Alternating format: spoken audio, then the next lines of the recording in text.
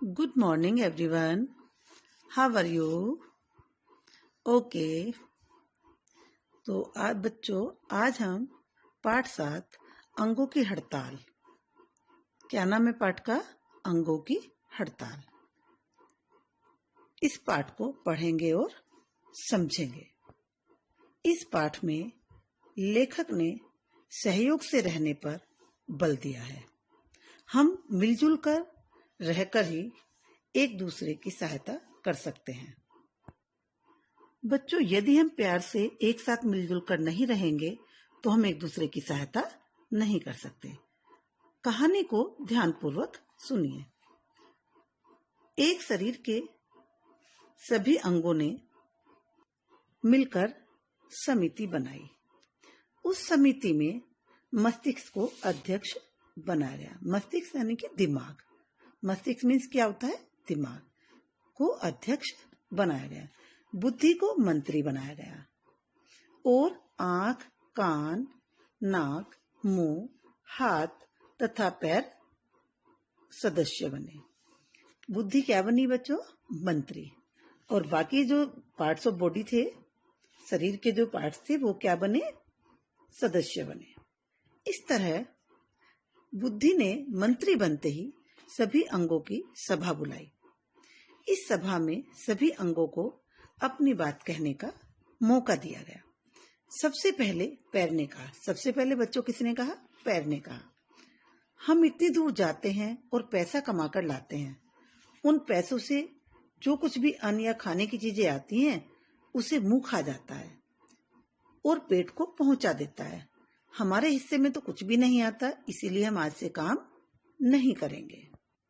इसके बाद हाथ बोला, अरे पैरों, तुम चलकर जाते हो तो हम भी तो पैसा कमाने के लिए बहुत कुछ करते हैं। हम यदि काम ना करें तो धन आएगा कैसे? आज जो भी हम कमाते हैं उसे खाने की चीजें लाकर हम ही तो मुंह में डालते हैं और हमारे हिस्से में कुछ नहीं आता। इसीलिए आज से हम भी काम नहीं करेंगे। बच्चों, तीसरे नंबर पर आंख ने कहा। आंख बोली, यदि हम नहीं देखें, यदि मैं देखूं ना, पैर भी अपना काम नहीं कर सकते। यदि मैं ना देखूं तो पैर भी अपना काम नहीं कर सकते। हाथ भी बेचारे क्या करेंगे? बिना देखे तो हम कुछ नहीं कर सकते ना। इसलिए भोजन के लिए जो कमाया जाता है उसमें हमारा सबसे अधिक योगदान है। किसका सबसे अधिक योगदान है? आंखों का। किंतु दुख की बात यह है कि हमारे हिस्से में भी कुछ नहीं आता, इसलिए हम भी काम नहीं करेंगे। और बच्चों, यही बात नाक और कान ने भी बोल दी। बाद में मुख बोला, मेरे भाइयों और बहनों, इसमें संदेह नहीं कि आप लोग जो कुछ भी कमा कर लाते हो उसे मुझे ही दे देते हो, किंतु सच पूछा जाए तो मैं चबा चबा कर थक जाता हूँ। कौन कह रहा है? ये मुंह। और उसे पेट की तरफ धकेल देता हूँ। मुझे तो उसमें से कुछ मिलता ही नहीं। आप व्यर्थ ही मुझ पर नाराज होते हैं। यदि यही बात है तो अब मैं भी काम नहीं करूंगा। ये कौन कह रहा है? मुंह कह रहा है। क्योंकि सभी की यह है कि हम मुंह को देते हैं, मुंह खाता है। तो मुंह कह रहा है कि मुझे भी कुछ नहीं मिलता, इसलिए मैं भी काम नहीं करूंगा। इन सभी इंद्रियों की बात सुनकर बुद्धि ने बड़े प्यार के साथ कहा कि आप जो कुछ भी लाते हो वह मुख को दे देते हो। मुख उसे चबाकर पेट को भेजता है और पेट उसका रस बनता है। पेट में उसका रस बन जाता है और सभी इंद्रियों को मिलता है। रस से ही हम लोग जो अंदर जाता है उससे ही हम बलवान और कार्यशील बनते हैं। मस्तिष्क ने यानी कि दिमाग ने भी बुद्धि के विचार का समर्थन किया। उसने भी कहा कि बुद्धि सही कह रही है। तुम दोनों भी पेट को पक्ष ले रहे हो। किसने कहा? बाकी जो इंद्रियां थी उन्होंने कहा कि तुम दोनों, किसको कहा? दिमाग को और बुद्धि को, कि तुम दोनों भी इसका ही पक्ष ले रहे हो, पेट का ही। हम तुम्हारा कहना नहीं मानेंगे और हम कुछ भी काम नहीं करेंगे। इस तरह से इंद्रियों ने काम करना बंद कर दिया। सभी इंद्रियां जब कुछ काम नहीं किया तो सभी इंद्रियां कुछ स्थिर हो गईं, स्थिर सुस्त हो गईं। दूसरे दिन पैर भी ने भी काम करना बंद कर दिया। उनने हाथों ने भोजन मुंह में डालना और आंखें ही किसी चीज को देखती और आंखों ने भी सब चीजों को देखना बंद कर दिया। इन सब से वो सब बहुत ही सारी इंद्रियां क्या हो गई, बहुत ही कमजोर, निर्बल हो गई और वो इधर से उधर टस से मस भी नहीं हो सकती थी।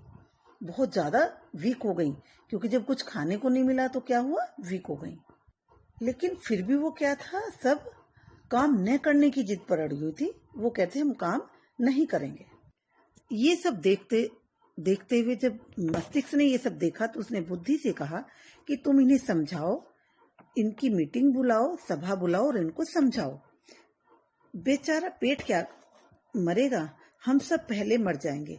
पेट बेचारा भी तो अपने पास कुछ नहीं रखता, वह सब अन्नों से शक्तिशाली रस निकालकर हाथों, पैरों, आंखों तथा सभी इंद्रियों को दे देता है। यहाँ तक कि मल को निकालकर सारे शरीर को स्वस्थ रखता है। यदि पेट न हो तो हम तुम सब स्थिर हो जाएंगे, कुछ भी नहीं कर सकेंगे। इसीलिए हमें चाहिए कि हम सब मिलकर कार्य करें। यदि तुम पहले की तरह काम करोगे तो तुम शीघ्र ही स्वस्थ और बलवान हो जाओगे। किसने कहा बच्चों, ये बुद्धि ने। बुद्धि ने किससे कहा, इंद्रियों से। इंद्रियों से क्यों कहा, क्योंकि वो स्थिर मीन्स ढीली, कमजोर, वीक हो गई थी। इसी तरह मस्तिष्क ने यानी कि दिमाग ने भी कहा सभी इंद्रियों से कि बुद्धि की बात मानो और तुम सब दोबारा अपना अपना काम करना शुरू कर दो। बुद्धि का ऐसा हितकारी भाषण सुनकर, इतना अच्छा भाषण सुनकर के सबसे पहले किसने जिद छोड़ी, आंखों ने। आंखों ने अपनी जिद छोड़ दी और देखना आरंभ कर दिया। पैरों ने भी कदम बढ़ाए, हथौड़ा थामा। हाथों ने क्या किया, हथौड़ा थामा और पैरों ने कदम बढ़ाए। और शाम तक जो मजदूरी उन्हें मिली उसका राशन लाए, भोजन बनाया, मुंह में डाला। मुंह के दांतों ने उसे चबाया और गले के अंदर खिसकाया। पेट की 3 दिन से सूखी आंतें हरी हो गई। आंतों ने अपना काम करना शुरू कर दिया और अन्न में रस से निकलकर रक्त बनाया। अन्न ने रस निकालकर रक्त बनाया। नाड़ियों ने रक्त को शरीर में पहुंचाया। हाथों ने अनुभव किया और शक्ति आ गई। पैरों ने भी अनुभव किया, पैरों ने चलने की ताकत पैरों में आ गई। इस तरह से दूसरी इंद्रियों में भी चेतना आ गई। सभी इंद्रियां बहुत प्रसन्न थीं और बुद्धि रानी का आभार प्रकट कर रही थी। बच्चों, इस तरह संसार के सभी काम मिलकर होते हैं। घर का, गांव का, नगर का, देश का, छोटे से छोटा और बड़े से बड़ा हर व्यक्ति एक महान सदस्य होता है।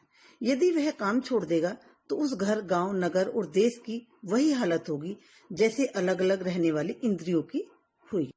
इस पाठ से हमें यही शिक्षा मिलती है कि हमें सदैव आपस में मिलजुल कर रहना चाहिए। यदि हम आपस में लड़ते रहेंगे और एक दूसरे का सहयोग नहीं करेंगे तो हमें अनेक कठिनाइयों का सामना करना पड़ेगा। धन्यवाद।